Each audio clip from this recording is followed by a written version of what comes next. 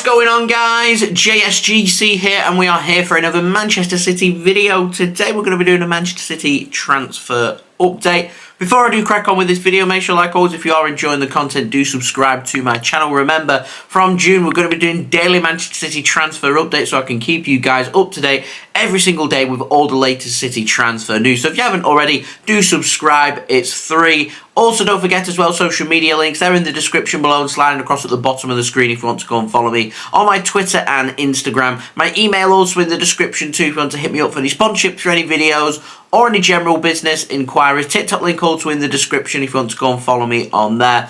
Also, don't forget as well to let me know your thoughts on what you make of these transfers in the comments below. And also don't forget to leave a thumbs up. 300 likes is the aim. So, let's crack on with this video. We're going to start off with the outs.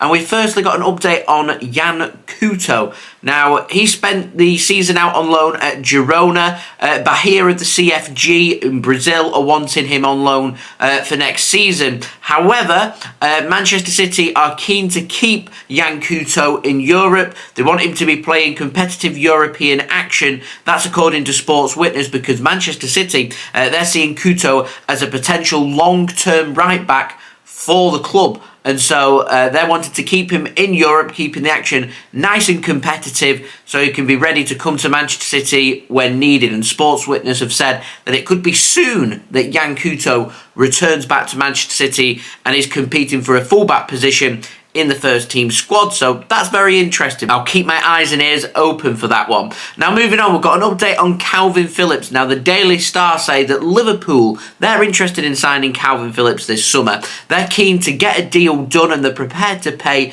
£35 million. Now firstly, I don't see this happening. Manchester City have already said that they want to give Kalvin Phillips another season with the club. City always give players 2 full seasons before they start to make a judgment on if the player has been successful for the club or not, and then potentially look towards an exit. That is unless a good offer does come in. Is £35 million a good offer for Kalvin Phillips? Well, we signed him for nearly £45 million last summer. I don't think his value's dipped by £10 million that City would be tempted to sell Kalvin Phillips unless Kalvin Phillips is asked to leave. And I'm not aware that Kalvin Phillips wants to leave Manchester City. He seems to be willing to fight for his position in the first team squad, and Manchester City seem like they want to keep Kalvin Phillips. So the only way I can see this transfer happening, even if Liverpool are interested or not, is if a good offer does come in. And I imagine City will probably want their money back, to be honest. So you'd be looking at a deal worth roughly around 40 to 45 million pounds. So 35 million pound, in my opinion, isn't cutting it. And if City aren't interested in selling Kalvin Phillips, I'd tell Liverpool no. If they are, I'd be telling them up that offer. Now moving on to the final transfer of the out is an update on Aymeric Laporte. Now Relevo over in Spain have said that Aymeric Laporte apparently isn't that keen on Pep Guardiola's new system, and it doesn't think that it suits him, and he can see his time in the Premier League coming to an end very soon. We've just seen Aymeric Laporte yesterday not featuring Manchester City's starting 11 against Arsenal,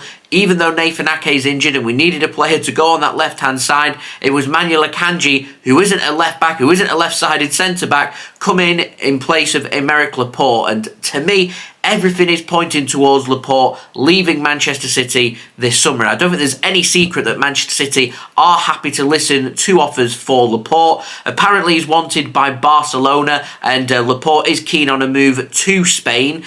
So potentially that, I mean, how does that happen is the question, because Barcelona, they've got no money to spend on a transfer fee, a low fee with paid in instalments, maybe. I know there's interest elsewhere in Europe in Aymeric Laporte, Juventus, AC Milan, they're showing interest. I know Bilbao are interested in bringing in Laporte back to the club as well, but they said that it is only interest and they haven't made any offers, as they don't want to get their hopes up to bring Laporte back to them. There's interest from the Premier League. I know Newcastle are interested. I'll be very surprised if there isn't other bits of interest from other clubs like Arsenal and Spurs as well, if City are willing to sell Laporte to a Premier League club. I just don't see Manchester City doing that, if I am completely honest. But I can see Laporte leaving City in the summer.